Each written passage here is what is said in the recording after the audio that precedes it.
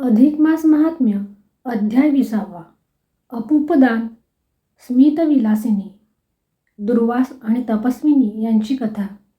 याचे कथानक या अध्यायामध्ये आलेले आहे, ज्याचे आता आपण श्रवण करणार आहोत. त्यापूर्वी श्री गणेशाला, गुरुदेवतेला आणि पुरुषोत्तमाला वंदन करूया आणि श्रवणाला प्रारंभ करूया.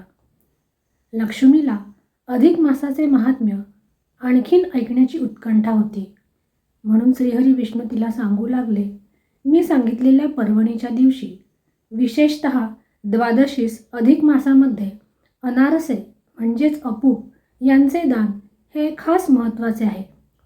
तुपात तळलेले गोड असे 33 अनारसे मोठ्या कांस्य पात्रामध्ये ठेवून त्याला झाकण लावावे, त्यावर वस्त्र घालावे, गंधादी उपचारांनी त्या भांड्याची पूजा करावी, सदाचरणी ब्राह्मणाला निमंत्रण देऊन त्याचे पूजन करावे, दक्षिणा, विडा आदी अर्पण करावे, पुरुषोत्तमाची प्रार्थना करावी आणि ते अपूपदान त्या ब्राह्मणाला दान द्यावे. असे अनारशाचे वाण विष्णुरूप समजून आपल्याला जावयाला देण्याचे महापुण्य आहे. अधिक मासामध्ये रोज गायीची, ब्राह्मणाची, तुळशीची, श्रीकृष्ण रूपामध्ये माझी पूजा करावी. त्या पुण्याची ख्याती अवर्णनीय आहे. अशा पुण्याने सर्व प्राण्यांचा, देव, यक्ष, गंधर्व, मानव यांचा उद्धार होतो. या विषयामध्ये एक कथा मी तुला सांगतो, ती ऐक. इंद्रलोकामध्ये स्मितविलासिनी नावाची अप्सरा होती.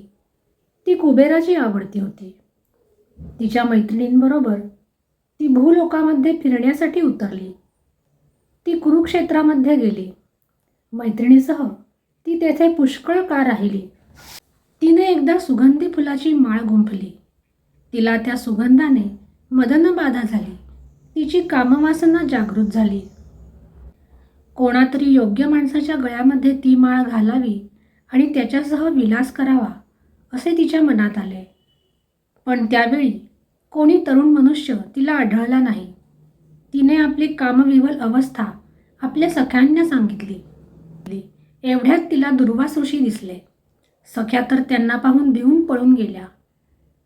तिने धिटाईने पुढे जाऊन दुर्वासांच्या गळ्यात ती माळ घातली.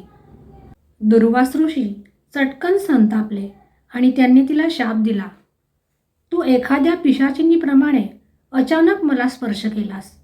जा, तू पिशाचिनीच हो. हा शाप ऐकताच त्या अप्सरेची घोर निराशा झाली. तिला अत्यंत भय वाटले. तिने नाना प्रकारे त्यांची गयावया केली. दुर्वासांची क्षमा मागितली. त्यावेळी आपण एवढ्याशा अपराधाबद्दल हिला फार भयंकर शाप दिला असे वाटून दुर्वासांनी तिला उशाप दिला. कन्याकुमारी येथे 2 सागर मिळतात. त्या भारताच्या दक्षिण तीरी एक तपस्विनी, जी हजारो वर्षे तप करीत आहे, ती येईल. तिने जर दया येऊन तुला ती अधिक मास व्रताचे पुण्य प्रदान केले तर तू पुन्हा पूर्ववत अप्सरा होशील. असा उशाप देऊन दुर्वास ऋषी पुढे निघून गेले. ती माला त्यांनी फेकून दिली होती. ती अप्सरा दुसऱ्याच क्षणी पिशाचिनी झाली. तिच्या सख्या स्वर्गामध्ये पळून गेल्या. अशी ती शापित अप्सरा पिशाचिनी होऊन भटकू लागली. दुर्वास ऋषी म्हणाले, तू भुकेने व्याकुळ होऊन त्या स्त्रीला भक्षण करण्यास धावत जाशील, पण तू तिला न मारता शरण जा. आणि तसेच झाले. पुष्कळ काळ गेला. जो प्राणी मिळेल तो ती खाई. पण एक वेळ अशी आली की ती भटकत भटकत भुकेने तडफडत दक्षिण दिशेकडे गेली. तिला समुद्र तीरावरच्या प्रदेशात एक तपस्विनी दिसली. तत्क्षणी ती त्या स्त्रीला खावे म्हणून तिच्याकडे धावली. पण तिचे दर्शन घडताच तिचे मन पालटले. ती तपस्विनीजवळ जाऊन पाया पडली आणि आपली दुर्दैवाची कहाणी तिने तिला निवेदन केली. त्या तापसीला तिची फार दया आली. तिने स्मितविलासिनीला आपण केलेल्या अधिक मासाच्या व्रतांपैकी एका व्रताचे पुण्य दिले. त्याचा प्रभाव असा पडला की पिशाच योनीतून मुक्त होऊन ती पुनश्च अप्सरा झाली आणि स्वर्गलोकी गेली. असे सांगून श्रीहरी विष्णू म्हणाले, अधिक मासाच्या व्रताचे पुण्य केवढे असते ते समजून आले असेल आता तुला.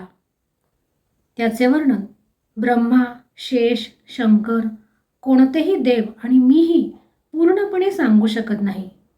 पर्वतात मेरू, ताऱ्यामध्ये सूर्य, पक्ष्यांमध्ये गरुड, ग्रहांमध्ये चंद्र, मनुष्यांमध्ये ब्राह्मण, पशुमध्ये गाय, वृक्षामध्ये पिंपळ, नद्यांमध्ये गंगा जशी श्रेष्ठ असतात तसा सर्व महिन्यांमध्ये अधिक मास हा श्रेष्ठ असतो.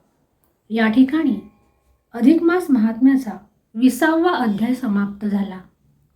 श्रीकृष्णार्पणमस्तु. अधिक मास महात्म्याच्या 21व्या अध्यायाचे श्रवण आपण याच्या पुढच्या भागामध्ये करणार आहोत.